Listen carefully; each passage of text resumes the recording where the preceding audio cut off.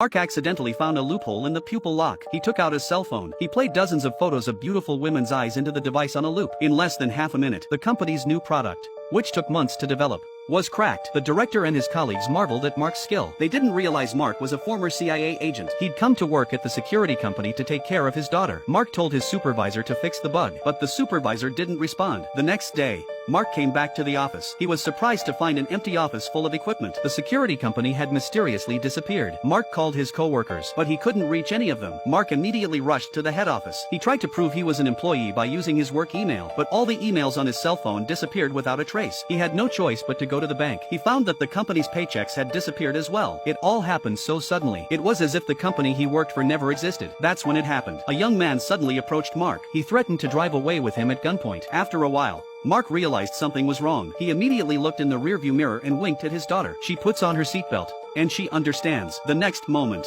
Mark pressed the gas pedal. The car accelerated straight through the guardrail.